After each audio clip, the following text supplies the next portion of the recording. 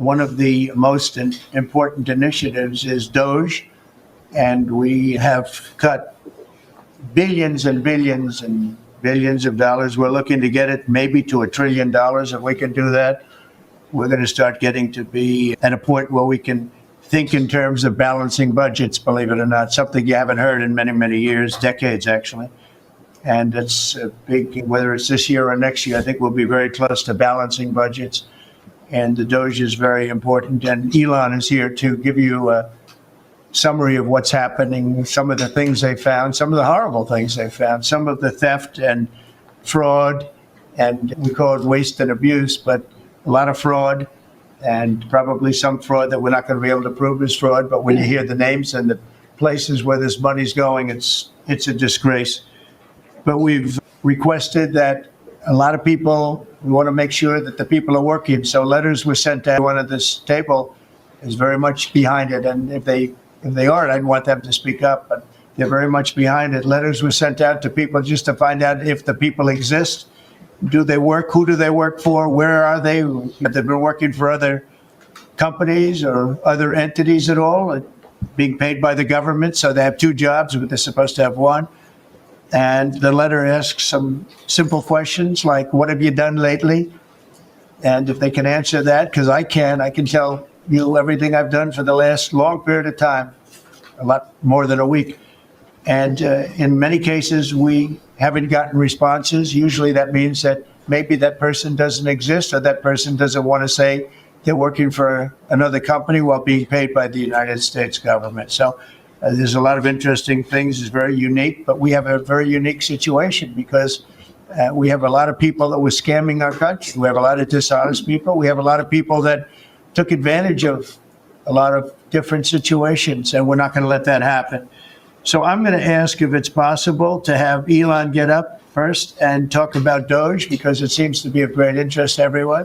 I got elected with a tremendous vote, winning every swing state, winning the popular vote, winning the counties by thousands of counties. I think it was 2,800 to 500, 2,800 counties to 500 counties. Think of that. And so we have a mandate to do this, and this is part of the reason I got elected. I got elected based on taxes and based on many things, the border, but also based on balancing budgets and getting our country back into shape. And this is a big part of it. So Elon, if you could get up and explain where you are, how you're doing, and how much we're cutting. And it's an honor to have you. He's been a tremendously successful guy. He's really working so hard, and he's got businesses to run. You know, he's sacrificing a lot and getting a lot of praise, I'll tell you, but he's also getting hit, and we would expect that, and that's the way it works. So I'd like to have Elon Musk please say a few words. Okay. Thank you, Elon. Thank you, Mr. President. Well, I actually just call myself a humble tech support here, because this is actually, as crazy as it sounds, that is almost a literal description of the work that the DOGE team is doing, is helping fix the government computer systems. Many of these systems are extremely old. They don't communicate. There are a lot of mistakes in the systems. The software doesn't work. The overall goal here with the DOGE team is to help address the enormous deficit. We simply cannot sustain as a country $2 trillion deficits. The interest rates, just the interest on the national debt now exceeds the Defense Department spending. We spend a lot on the Defense Department, but we're spending like over $1 trillion on interest. If this continues, the country will become de facto bankrupt. It's not an optional thing, it is an essential thing. That's the reason I'm here. If we don't do this, America will go bankrupt. That's why it has to be done. And I'm confident at this point, we can actually find $1 trillion in savings.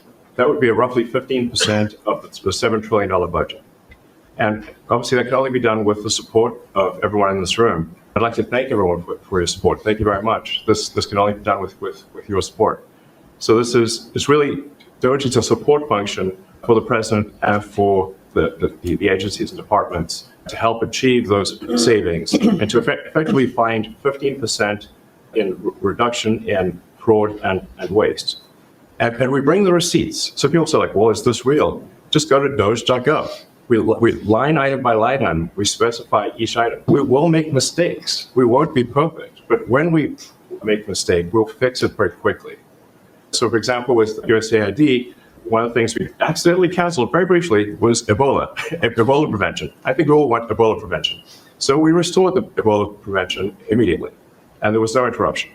But we do need to move quickly if we're to achieve a $1 trillion deficit reduction in financial year 2026. It requires saving $4 billion per day, every day, from now through the end of September. But we can do it, and we will do it. Thank you.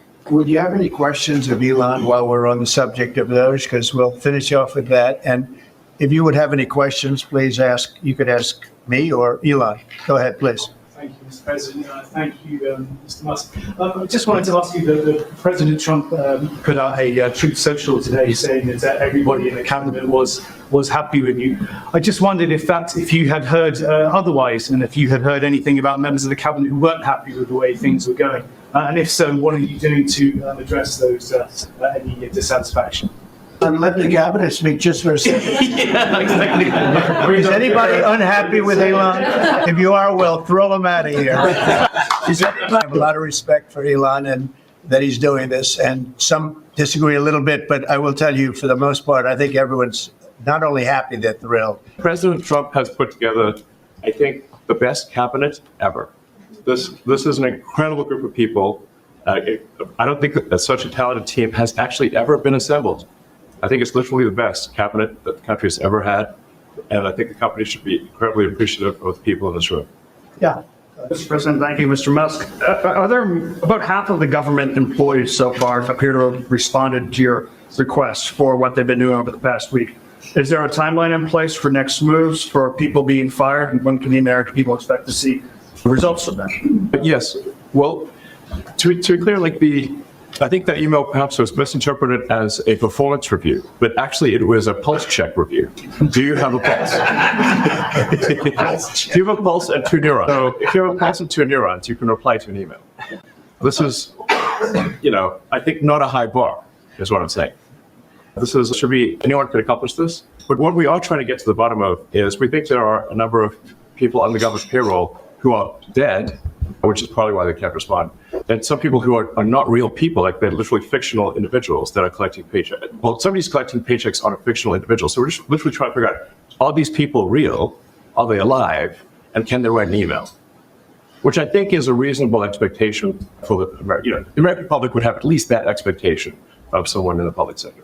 Mr. Musk, roughly a million. Not a high bar, guys, come on. Roughly a million employees have responded so far to this email. Does that mean that the remaining 1 million or so federal employees now risk being terminated? And is it your understanding and expectation when you post a directive on X that the cabinet secretaries will follow that order? Because several agencies have instructed employees that this is voluntary or not to respond.